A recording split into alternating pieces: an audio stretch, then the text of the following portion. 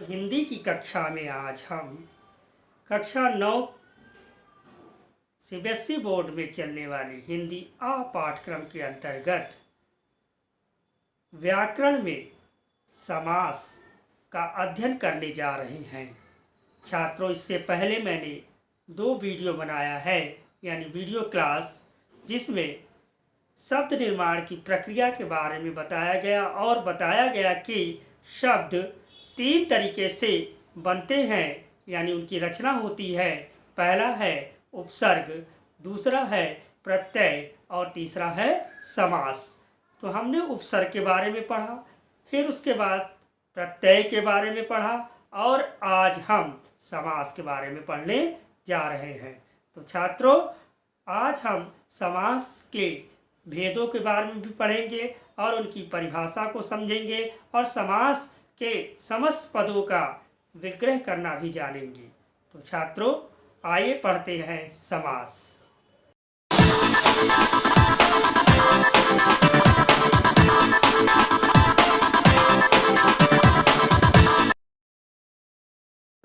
Screen पर देखिए, एक वाक्य लिखा है, इस वाक्य पर विचार करें। लिखा है, ईश्वर का भक्त हवन के लिए सामग्री लेकर आया।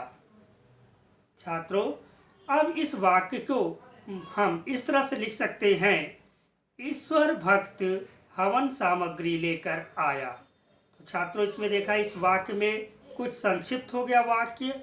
ये वाक्य कौन से और किस कारण से संक्षिप्त हुआ? यहाँ जो शब्द था ईश्वर का भक्त, उसे हमने संक्षिप्त करके ईश्वर भक्त कह दिया दूसरे वाक्य में, और जो हवन के लिए सामग्री था उस बात को हमने हवन सामग्री के रूप में कह दिया। यानी कि ईश्वर भक्त हवन सामग्री, यह समस्त पद हो गए, यानी कि ये सभी पदों को मिलाकर एक पद बना दिया गया। इसलिए दीजिए, यही संक्षिप्त रूप समस्त पद कहलाता है। स्क्रीन पर देखिए, समास की परिभाषा 2 या 2 से अधिक शब्दों यानी पदों को मिलाकर जब नया शब्द बनाते हैं, यानी इस प्रक्रिया को हम क्या कहते हैं? समास कहते हैं। समास का अर्थ भी यही होता है, संक्षेप या संयोग करना। यानी कि जब 2 या 2 से अधिक पदों को हम जोड़ दें तो वह समास कहलाता है और इस तरह से एक नया शब्द बनता है। छात्रों, अब स्क्रीन पर देखिए, समासिक शब्द या एक समस्त शब्द आपके स्क्रीन पर है, सेनापति। अब इससे हम कुछ बातें समझेंगे। पहली बात यह समझेंगे कि पूर्व पद क्या होता है। दूसरी बात कि समास में उत्तर पद क्या होता है। तो उदाहरण देखिए, समस्त पद यानी जो समास है सेनापति, उस पर उसका पहला पद यानी सेना जो है वह पूर्व पद है। कौन सा पद है? पूर्व पद। और पति यानी दूसरा पद जो है वह उत्तर पद है, यानी जो पति है वह उत्तर पद है।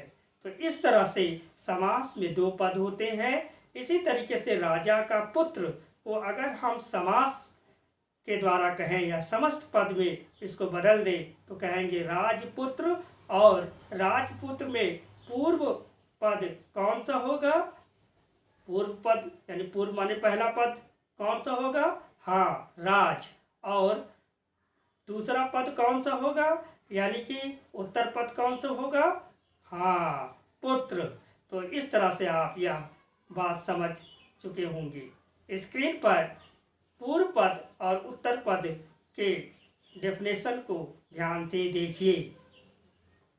छात्रों, हमने बताया कि समस्त पद वे पद होते हैं जिन्हें 2 पदों से या कई पदों से जोड़कर बनाया जाता है। जैसे सेना नायक। सेना नायक एक समस्त पद है और इसका हमने विग्रह कर दिया, यानी इन शब्दों को तोड़ दिया तो हो गया सेना का नायक, यानी यह समास विग्रह हुआ। अगली बात यह है कि ये पद कितने होते हैं?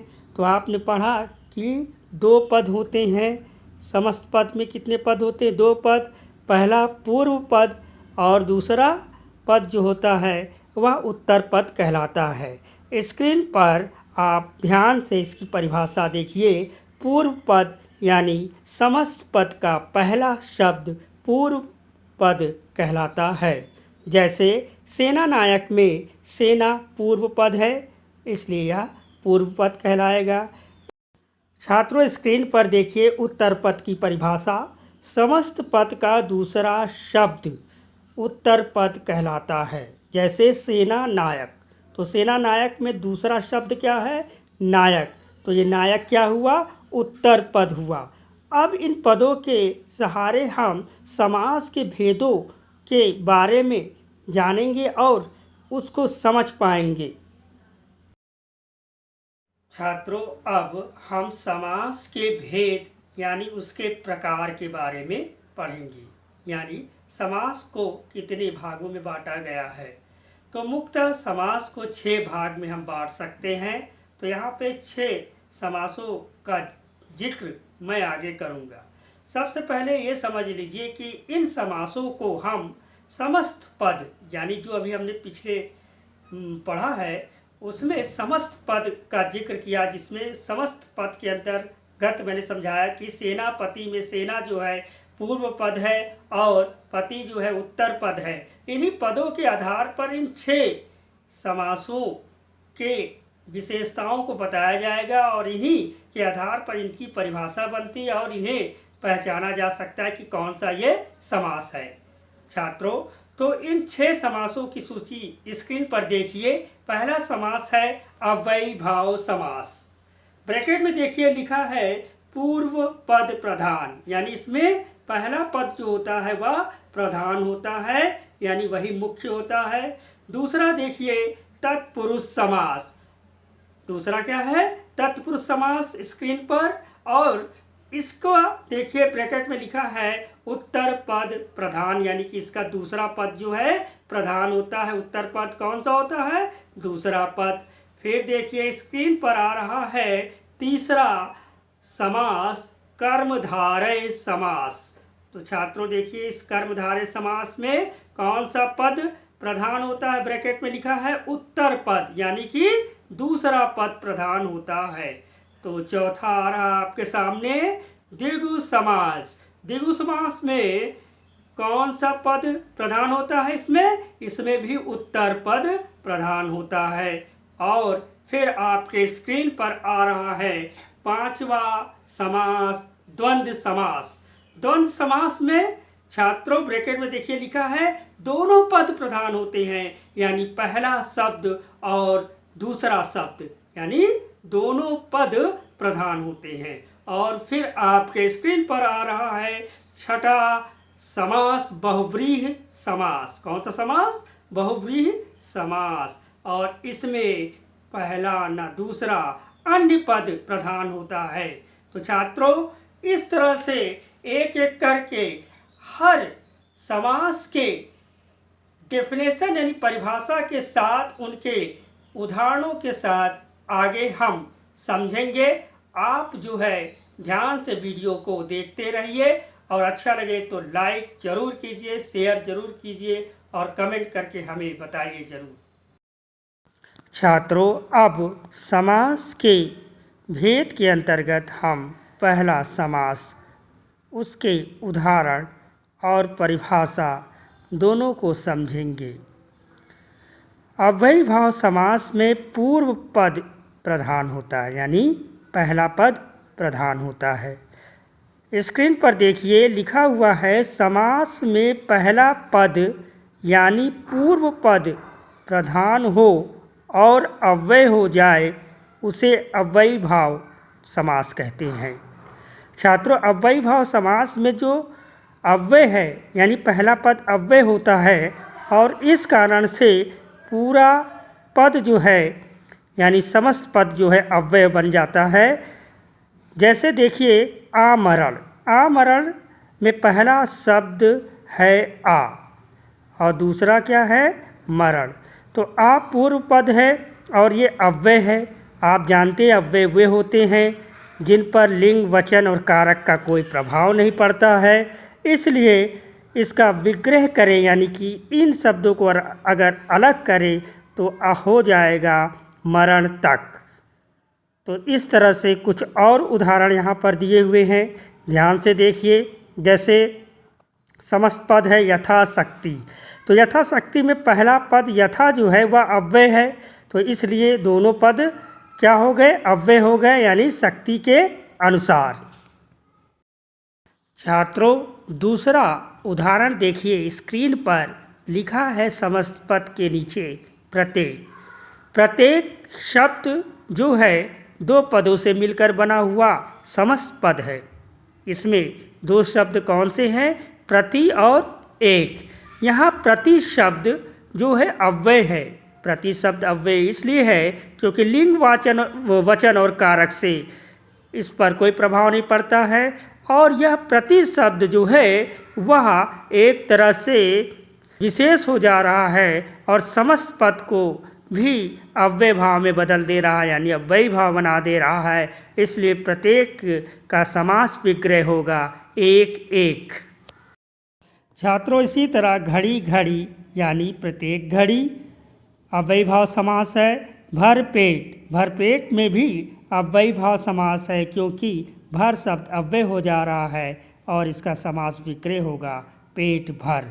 छात्रों इसी तरह यथामति, मति के अनुसार, यथा योग, योग्यता के अनुसार। प्रतिक्षण, प्रतिक्षण में देखिए प्रति शब्द जो है वह अव्यय है, तो प्रतिक्षण जो है वह पूरा अव्यय भाव हो जाएगा और इस तरह हो जाएगा प्रत्येक क्षण। तो छात्रों आपने अव्ययी भाव समास को समझ लिया। छात्रों स्क्रीन पर देखिए दूसरा समास तत्पुरुष समास दिख रहा है, उसके ब्रैकेट में लिखा है उत्तर पद प्रधान। तो छात्रों इसकी परिभाषा देखें, जिस समस्त पद का उत्तर पद प्रधान हो यानी कि दूसरा पद, और पूर्व पद गौड़ हो यानी पहला पद जो है कोई महत्व न रखता हो, और समस्त पद बनाते समय विभक्ति का लोप हो जाए, उसे तत्पुरुष समास कहते हैं। छात्रों यहाँ विभक्ति का लोप मतलब जो कारक चिन्ह वाली विभक्ति है, कर्ता ने कर्म को करण से इनका लोप हो जाए उसे तत्पुरुष समास कहते हैं। तो छात्रों इन विभक्ति के कारण यानी इन विभक्ति चिन्हों के लोप होने के कारण जब समस्त पद बनता है तो इसके 6 भेद होते हैं। यानी तत्पुरुष समास के अब कितने भेद हुए, 6 भेद। तो इन 6 भेदों को भी हम समझेंगे। यहाँ देखिए लिखा हुआ है, ध्यान दे के जिस कारक और विभक्ति का लोप तत्पुरुष समास में होता है उसी नाम से तत्पुरुष समास के ये भेद जाने जाते हैं। यानी जो विभक्ति है उनके नाम से ये 6 के 6 भेद तत्पुरुष के समास के भेद जाने जाते हैं। जैसे स्क्रीन पर देखिए पहला तत्पुरुष समास है कर्म तत्पुरुष समास। छात्रों कर्म तत्पुरुष समास के बारे में पढ़ेंगे। जिस समस्त पद में कर्म कारक की विभक्ति को का लोप होता है उसे कर्म तत्पुरुष समास कहते हैं। छात्रों वे तत्पुरुष समास जिसमें को विभक्ति का लोप हो यानी को विभक्ति गायब हो जाए, तब ऐसे समस्त पद जो हैं वो कर्म तत्पुरुष बनते हैं। जैसे उदाहरण में देखिए समस्त पद और समास विग्रह लिखा है, समस्त पद के नीचे लिखा है वन गमन और समास विग्रह के नीचे लिखा है वन को गमन। अब वन को गमन में को विभक्ति को अगर हम हटा के बनाएं समास तो बनेगा वन गमन, और इस तरीके से यह को विभक्ति का लोप होने के कारण कर्म तत्पुरुष हुआ। तो छात्रों आप इस बात को आसानी से समझ गए होंगे कि विभक्ति का लोप हो रहा है। और कौन सी विभक्ति का लोप हो रहा है? को विभक्ति का। और को विभक्ति है कर्म, तो तत्पुरुष का मतलब विभक्ति का लोप होना। तो ये कौन सा समास हुआ? कर्म तत्पुरुष समास। इसी तरह से यश को प्राप्त, यानी इस समास विग्रह को अगर समस्त पद में बदल दे तो को विभक्ति हटाना पड़ेगा और यश प्राप्त समस्त पद बनेगा। तो इसलिए इसमें विभक्ति का लोप हो रहा है, इसलिए कर्म तत्पुरुष समास ये कहलाएगा। छात्रों अब चलते हैं दूसरे तत्पुरुष समास की ओर, यानी करण तत्पुरुष समास। छात्रों इसके डेफिनेशन यानी परिभाषा में देखिए, जिस समस्त पद में करण कारक की विभक्ति से या के द्वारा का लोप होता है उसे करण तत्पुरुष समास कहते हैं। तो छात्रों यहाँ करण तत्पुरुष समास, छात्रों यहाँ समझे कि जो करण विभक्ति है उसमें से के द्वारा गायब हो जाता है यानी लोप हो जाता है तो करण तत्पुरुष समास कहलाता है। जैसे देखिए अकाल से पीड़ित से करण विभक्ति है। अब इसे अगर हम समस्त पद में बदलेंगे यानी समास बनाएंगे तो हो जाएगा अकाल पीड़ित, यानी से का लोप हो गया। इसी तरह जन्म से अंधा, इसका जब हम समास यानी समस्त पद बनाएंगे तो हो जाएगा जन्मांध। तो छात्रों इसमें देखा कि से और के द्वारा का लोप हो जा रहा है, इसलिए ये करण तत्पुरुष समास है। छात्रों तीसरा तत्पुरुष समास है संप्रदान तत्पुरुष समास। जिस समस्त पद में संप्रदान कारक की विभक्ति के लिए का लोप हो उसे संप्रदान तत्पुरुष समास कहते हैं। छात्रों संप्रदान विभक्ति जो है वह के लिए होता है, तो इसका जब लोप हो जाएगा तो वह तत्पुरुष समास कौन सा कहलाएगा? संप्रदान तत्पुरुष समास कहलाएगा। तो छात्रों यहाँ पर देखिए गुरु दक्षिणा, यानी कि गुरु के लिए दक्षिणा, तो के लिए संप्रदान विभक्ति का चिन्ह है, इसका लोप कर दे तो समस्त शब्द बनता है गुरु दक्षिणा। इसी तरह छात्रों इसी तरह पाठशाला, पाठशाला में पाठ के लिए शाला, यानी पाठ पढ़ने के लिए वह जगह, शाला माने वह जगह, तो के लिए विभक्ति का लोप हो जाएगा और समस्त शब्द बनेगा पाठशाला। इसी तरह विद्यालय, विद्या के लिए आलय, तो विद्यालय होगा। छात्रों चौथा तत्पुरुष समास है अपादान तत्पुरुष समास। जिस समस्त पद में अपादान कारक की विभक्ति से का लोप हो उसे अपादान तत्पुरुष समास कहते हैं। उदाहरण में देखिए ऋण से मुक्त, यानी से विभक्ति अपादान का लोप कर दिया और समस्त पद यानी समास बन गया क्या? ऋण मुक्त। फिर इसी तरह से धन से हीन, यानी से विभक्ति का हमने लोप कर दिया, यानी जो अपादान विभक्ति है लोप कर दिया और बन गया धनहीन। उसी तरीके से चरित्र से हीन, यानी चरित्र से गिरा हुआ, तो चरित्र से हीन में से विभक्ति का लोप कर दिया और बन गया एक शब्द समासिक शब्द, यानी समस्त पद चरित्रहीन। तो छात्रों आपने देखा कि अपादान तत्पुरुष समास में किस तरीके से विभक्ति से का लोप किया जाता है और अपादान तत्पुरुष समास बन जाता है। छात्रों अब पांचवी तत्पुरुष विभक्ति के बारे में पढ़ने जा रहे हैं, संबंध तत्पुरुष विभक्ति। जिस समस्त पद में संबंध कारक की विभक्ति का, के, की का लोप हो उसे संबंध तत्पुरुष समास कहते हैं। छात्रों यानी कि जो संबंध की विभक्ति है का, के, की, वह लोप हो जाए तो संबंध तत्पुरुष समास कहलाता है। जैसे समस्त पद में देखिए सेनापति, सेनापति में कौन सी विभक्ति का लोप हुआ है? सेना का पति अगर समास का विग्रह करे तो आएगा सेना का पति, यानी का संबंध कारक वाला विभक्ति जो है इसमें गायब हुआ है, और इस तरह ये संबंध तत्पुरुष समास कहलाएगा। इसी तरीके से दूसरा उदाहरण देखिए, देश प्रेमी यानी देश का प्रेमी।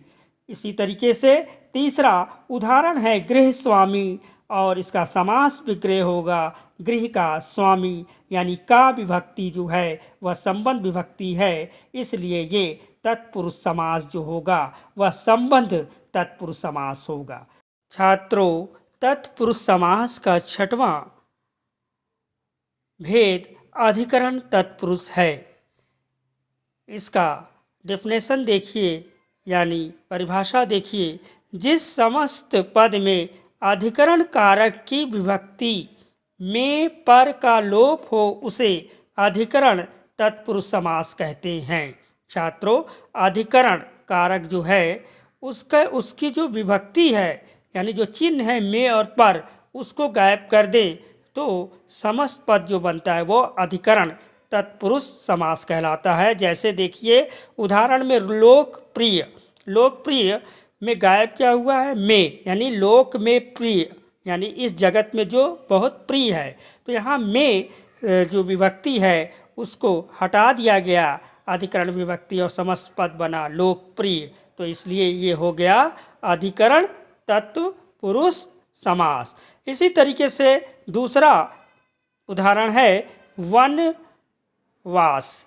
वनवास, तो वनवास में कौन सी विभक्ति है? में विभक्ति है, यानी कि अधिकरण विभक्ति है, तो वन में वास, यानी इसका समास विग्रह किया तो वन में वास हो गया। इसी तरह घुड़सवार, यानी घोड़े पर सवार।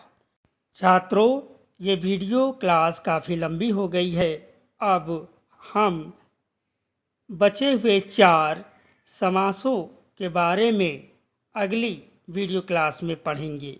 तो छात्रों, अब तक आपने समास के बारे में पढ़ा, उसके पदों के बारे में पढ़ा, और ये भी पढ़ा कि समास के 6 भेद होते हैं।